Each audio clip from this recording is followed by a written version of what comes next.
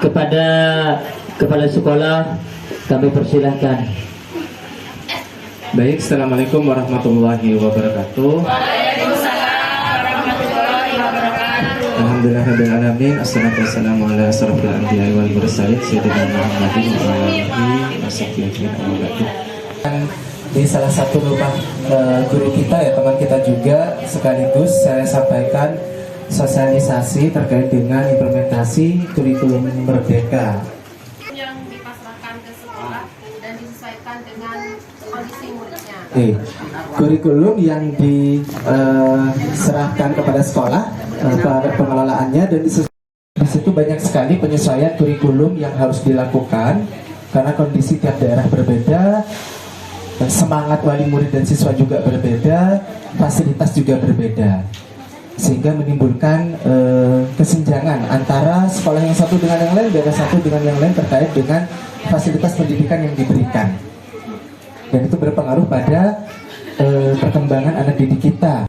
Pembelajaran berbasis proyek. Proyek ini sebetulnya sudah lama ya, sejak pertama kali ada sekolah kita, SDIP Al-Safa Makassar. SDIP Al-Safa Makassar sudah mengenal proyek, dan sejauh ini saya mempelajari sudah selaras dari materi yang dirasa terlalu berlebihan untuk disampaikan pada siswa. Kalau dulu ya, materi ini mungkin terlalu tinggi, materi ini sebetulnya nggak terlalu penting sih dipahami. Pernah nggak mengalami itu? Iya. Kita sekarang fokus pada materi yang esensi, yang benar-benar dibutuhkan. Terakhir, fleksibilitas guru. Jadi guru lebih memiliki keleluasaan untuk mengelola model pembelajaran itu sesuai dengan kebutuhan. Peserta didik dalam melakukan penyesuaian dengan konteks dan muatan lokal. Muatan lokal ini tujuannya agar dekat dengan lingkungan mereka belajarnya. Jadi kalau misalkan saja mereka belajar tentang perdagangan, maka yang dipelajari adalah aktivitas perdagangan yang bisa mereka eksplor di sekitar mereka, sehingga mereka tahu manfaatnya belajar perdagangan apa. Oh, ternyata di daerah saya ada pasar, di daerah saya ada proses jual beli dan lain sebagainya. Ini yang menjadi fokus di kurikulum merdeka. Lanjut. Ada 3 tipe kegiatan pembelajaran di situ. Yang pertama, intrakurikuler. Intrakurikuler ini mata pelajaran ya, kecenderungannya dimaksud mata pelajaran yang dilakukan secara terdiferensiasi sehingga peserta didik punya cukup waktu. Ya. Hal ini juga memberikan keleluasaan bagi guru untuk memilih perangkat ajar yang sesuai kebutuhan dan karakternya. Intrakurikuler ini kegiatan tematik di kelas kita itu intrakurikuler, ada mapel PAI dan seterusnya sampai bahasa. Ada kokurikuler berupa proyek penguatan profil pelajar Pancasila berprinsip pembelajaran interdisipliner yang berorientasi pada pengembangan karakter dan kompetensi umum. Kalau P5, kita menyebutnya P5 kalau di kurikulum merdeka itu sebagai proyek. Yang terakhir ekstrakurikuler. Ekstrakurikuler sesuai minat bakat. Ada ya ekstrakurikuler ya di sekolah kita ya. Ada karate, mewarnai, ada multimedia dan lain sebagainya. Jadi melalui 3 kegiatan ini. Bahkan kalau di sekolah kita ada tadi visual, itu bisa masuk ke dalam kokurikuler di situ. Iya, lanjut. Tiga langkah utama dalam membentuk pembelajaran, jangan lupa 3 ini. Asesmen diagnostik awal, ya, perencanaan pembelajaran, dan pembelajaran itu sendiri.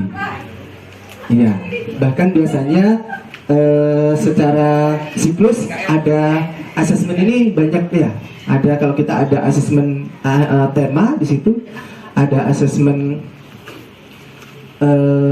apa kemarin kalau di sekolah kita bilang asesmen sumatif, asesmen formatif, ya, yang bisa di sini di pembelajaran dia. Nah, seperti itu. Iya. Asesmen diagnostik contohnya apa kalau di kita? Awal tahun home visit. Itu asesmen diagnostik. Kita ada kunjungan di awal tahun. Kalau yang dikerjakan di sekolah? Bukan awal tahun setelah MPLS biasanya, masa-masa MPLS. Apa? Tahapan perkembangan, ada observasi atau profiling. Ya, itu asesmen diagnostik. Ya. Terus ada lagi kegiatan tes mengaji dan fonik. Bukan untuk kelulusan tapi untuk memetakan. Itu masuk asesmen diagnostik di sini. Lab skill kira-kira masuk apa? Lab skill ekstra. Kalau ya ada ekstra yang memang khusus di hari Kamis itu ya. Di APLS ya, lab skill. Oh iya, itu benar. Itu bentuknya adalah untuk pengayaan Bu sebetulnya. Maaf, bukan pengayaan, potensi awal, pengenalan awal. Kalau asesmen diagnostik ini untuk mengetahui kondisi awal. Nah, iya. Mohon maaf. Biasanya kalau di profiling kita menentukan ini anak memang bisa di kelas reguler atau di kelas anak istimewa. Itu termasuk. Ada ya, Bu Desi tahu ya apa? Yang bisa terlibat di fasilitator. Iya. Baik. Ya, sekarang kita pakainya KPSP. KPSP sudah ya, Bu.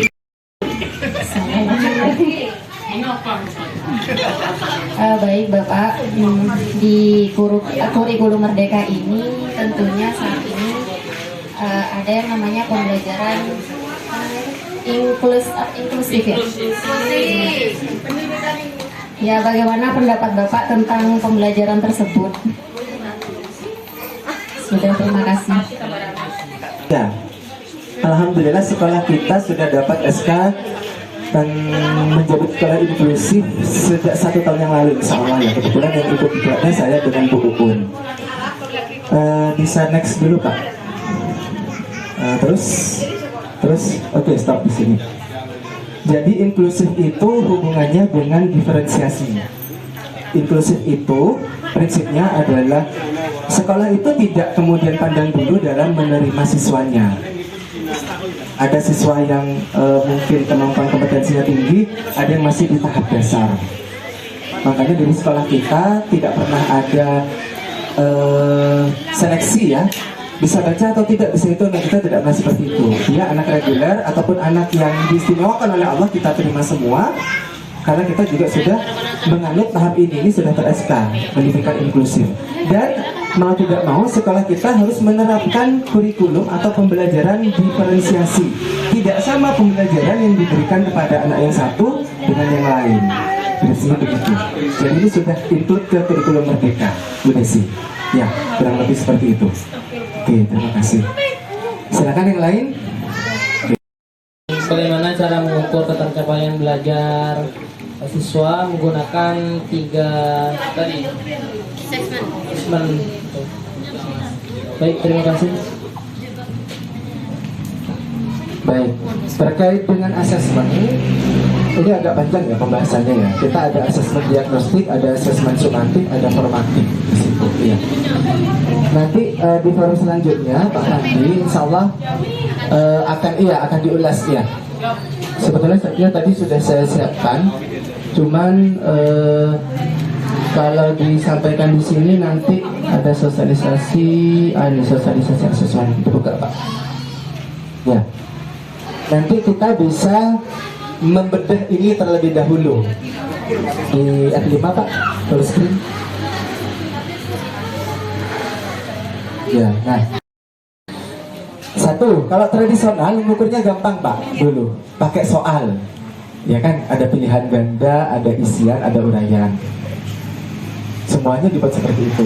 Kalau seperti itu sudah ada gambarannya Pak Fandi. Iya. Tinggal dinilai, oh ketercapaiannya sekian, anak ini dapat 80, 75, 100 dan sebagainya. Kalau asesmen alternatif, nah ini yang direkomendasikan di kurikulum Merdeka. Nanti dia lebih banyak lagi instrumennya. Bisa melalui rubrik, wawancara, eksplorasi, praktek, proyek. Nah, nanti akan kita ulas, kita akan bedah satu-satu. Baik, terima kasih bagus pertanyaannya. Mungkin satu penanya lagi, ya silakan. Ini.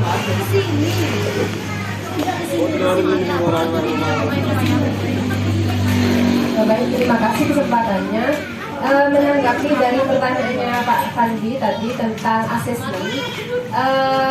Untuk yang disarankan kan kita menggunakan asesmen alternatif ya. Nah, setelah beberapa kali digunakan itu, seperti contohnya di kelas saya ketika menggunakan asesmen alternatif, siswa-siswa itu jadi kurang ini Pak, apa ya? Ketika mengerjakan asesmen itu tidak sungguh-sungguh karena berasa ini bukan ujian, ini bukan tes tulis.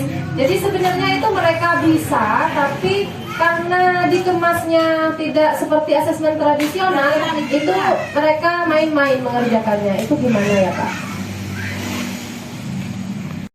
Dengan sistem tes atau asesmen tradisional, mudah anak-anak. Ketika kalian melihat teman kalian dari kalangan orang tidak mampu misalnya, bagaimana sikap kalian? Oh, terus berteman Bu, terus berbaur. Tapi kenyataannya belum tentu. Ini banyak terjadi di situ. Dan memang asesmen, perbedaan asesmen dan ujian. Nah ini ya, asesmen itu untuk mengukur perkembangan kondisi anaknya, potensi anaknya. Kalau ujian, gitu ya, ya seperti yang tradisional yang dulu kita lakukan, maka itu harus dihapuskan. Istilah sedang ujian, istilah anak-anak duduk manis di atas kursi, meja dengan selembar kertas tes, ya, itu yang akan kita hindari di situ. Karena yang dinilai tidak hanya secara kognitif atau secara formal saja. Begitu kurang lebihnya Bu Nining. Terima kasih. Mungkin saya serahkan kembali kepada moderator. Nanti bagaimana, apakah ada sisa tanya jawab? Kalau sudah ditutup, saya kembalikan ke MC. Assalamualaikum warahmatullahi wabarakatuh. Waalaikumsalam warahmatullahi wabarakatuh.